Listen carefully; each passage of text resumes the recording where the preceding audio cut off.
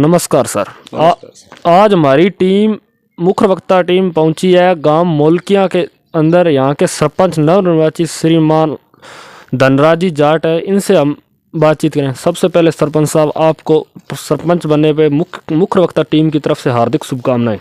धन्यवाद सर। आपकी मुख्य वक्ता टीम हमारे यहाँ पे पहुंची, उसके लिए मैं सबसे पहले आपको हार्दिक स्वागत करता हूं।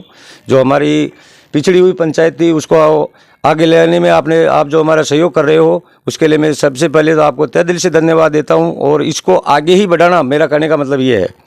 अब कोरोना जो महामारी है, ये बहुत बड़ी महामारी है। इसको सरकार ने महामारी का नाम दे दिया है। हाँ। और इटली है, अमेरिका है, ऐसे जो बड़े बड़े देश है वो इससे नष्ट हो गए हैं। हाँ।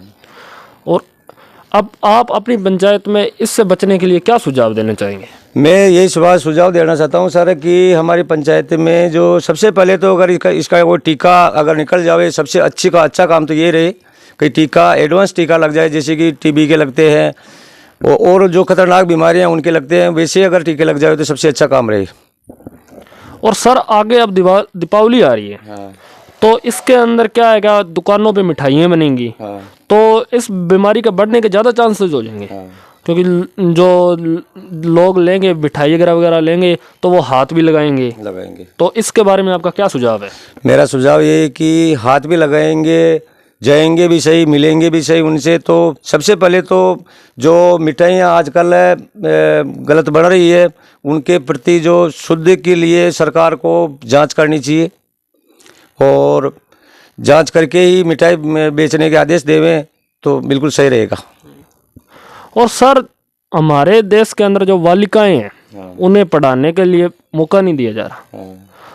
और बहुत सी जगह बिल्कुल भी उनको आगे नहीं लेकर आए जा रहा। तो आपका इसके बारे में क्या सुझाव है अपनी पंचायत में? मेरा सुझाव ये है सर कि हमारे ग्रामीण के अंदर जो बालिका होती है वो 15-16 साल की होते पहले हमारे शादी लायक हो जाती है। 18 साल के होते शादी करते हैं हम। तो जैसे कि 8वीं में आते ही वो 14 साल की बच्ची हो जाती है। तो 9th क्लास में जाते ही पहले यहाँ से मोलकिया जाती है। तो मोलकिया यहाँ से 5 किलोमीटर पड़ता है और वहाँ पे जाने का कोई साधन नहीं है। तो रास्ते के अंदर भी धोखा रहता है। तो सबसे पहले तो मैं ये निवेदन करूँगा कि 10वीं तो यहाँ से कम से कम स्कूल होनी चाहिए। यहाँ पे हमारे मिडिल स्कूल ही है, तो 10वीं स्कूल होनी चाहिए हमारी बालिका के लिए। तो बालिका को परेशानी नहीं रहेगी और हमारे को भी नहीं रहेगी। सही है सर।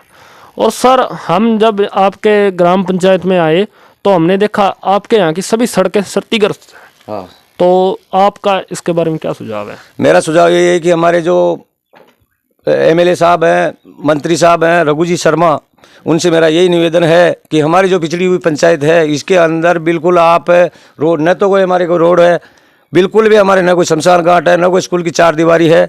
तो उनसे और मेरा निवेदन यही है कि कृपया ये सारे काम करवाए। बहुत पिछड़ी हुई पंचायत है। आज 70 साल से हमारे स्कूल के अंदर ये 4 दीवारी भी नहीं है। आप खुद देख के आए, शमशान घाट के अंदर कुछ भी नहीं है, 4 दीवारी नहीं है। और वहाँ पे शमशान के अंदर अभी मैंने बिलायती बम्बुल खुदवाए और सफाई करवाई। वहाँ पे लाश को लेके जाने के लिए भी रास्ता नहीं था। सही है, ये हकीकत बात है। तो मेरा निवेदन ये है कि शमशान घाट को भी अच्छी तरह से सुचारू रूप से करवावे और स्कूल का भी जो काम है वो भी अच्छी तरह से करवावे। और मेवदा कला का रोड है जो यहाँ से कम बाईपास की जैसे है, जो 50 गाँव को फायदा होगा अगर ये 4 किलोमीटर रोड बन जाए तो। और सर हमने यहाँ पे देखा जो आवारा पशु है, हाँ। इसके झुंड जगह जगह घूम रहे हैं। हाँ। तो इससे एक्सीडेंट होने के भी ज़्यादा खतरा बना रहता है और एक किसानों की फसलों को भी बहुत ज़्यादा नुकसान पहुँचाती है। तो आपका इसके बारे में क्या सुझाव है? उसके बारे में मेरा एक ही सुझाव है कि कम से कम मोलकिया और तीतरिया के बीच में एक गौशाला होनी चाहिए। गौशाला होनी चाहिए हर पंचायत के अंदर। एक गौशाला होगी तो जो आवारा पशु है वो नहीं तो किसानों को नुकसान देगा और नहीं वो भूखे मरेंगे। सही है सर। और सर जो पेंशन होती है, हाँ। ये बुजुर्गों का रीढ़ की हड्डी होती है। हाँ। तो आपका इसके बारे में क्या सुझाव है? बुजुर्गों को पेंशन जो मिल रही है, जिसको 500 रुपये मिल रहे हैं उसको 1000 रुपये मिलने चाहिए। आज 500 रुपये से कुछ नहीं होता है। ये आप भी जानते हो, मैं भी जानता हूँ। 20 रुपये से आज इंसान के क्या होता है। आज काश्तकार आदमी अगर बीड़ी पीता है तो बीड़ी का बंडल नहीं आता है सर उसके अंदर, और खाने के लिए रोटी नहीं आती है, कुछ नहीं होता है। तो कम से कम 500 की जगह 1000 रुपये होने चाहिए और सभी को फ़ायदा मिले। और सर जो प्रधानमंत्री आवास योजना है उसके तहत आपके यहाँ पे बहुत सारे जो आवास है वो कच्चे हैं और बहुत सारों को लाभ नहीं मिला है। तो आपका इसके बारे में क्या सुझाव है? आपको सरपंच बनाया है ग्रामवासियों ने। मेरा यही निवेदन है कि हमारी पंचायत सबसे पिछड़ी हुई है, ST SC भी ज़्यादा है और हमारे सबसे ज़्यादा कच्चे मकान है। तो मैं प्रधानमंत्री जी से यही निवेदन करूंगा कि सबसे ज़्यादा देवें और जो जिनके कच्चे मकान है उन्हें PM आवास योजना का लाभ देवे। ये मेरा निवेदन है। और सर आप खुद किसान हो, आपने किसानी की है, तो आपका किसानों के बारे में क्या सुझाव है? मेरा किसानों के बारे में यही सुझाव है सर कि हमारी ग्राम पंचायत में न तो कोई पिलाने का साधन है, सिंचाई का साधन बिल्कुल भी नहीं है। हमारे सिर पे फार्म पॉइंट है, उनसे ही तो पिलाई होती है, खुद के पर्सनल फार्म पॉइंट है। ये फार्म पॉइंट की योजना बहुत बढ़िया चलाई है। तो सबसे पहले तो मैं कृषि विभाग के अधिकारियों से और प्रशासक से यही निवेदन करूँगा कि जैसे कि 50-60 हज़ार रुपये जो फार्म पॉइंट में मिलते हैं उसके कम से कम 1 लाख रुपये होने चाहिए।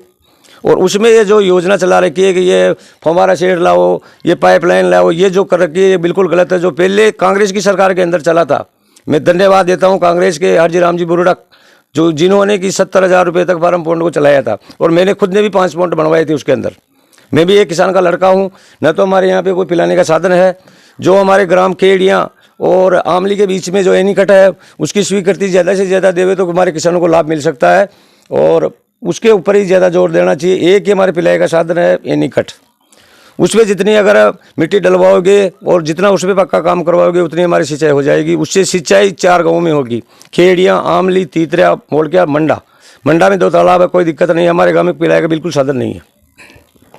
और सर अपने देखते हैं आजकल युवा है जो नशे की तरफ बहुत ज़्यादा जा रहे हैं, जो 10 साल से लेके 60-70 साल तक है, जो 30-40 साल के जो युवा हैं 10 साल से, वो नशे की तरफ बहुत ज़्यादा जा रहे हैं। तो आपकी पंचायत के अंदर क्या सुझाव है उनको? मेरा सुझाव यही है कि नशा तो बिल्कुल करना ही नहीं चाहिए। सबसे पहले तो मेरा निवेदन युवाओं से मेरा यही निवेदन है और युवाओं को बेरोजगार हैं उनको रोजगार देवे सरकार।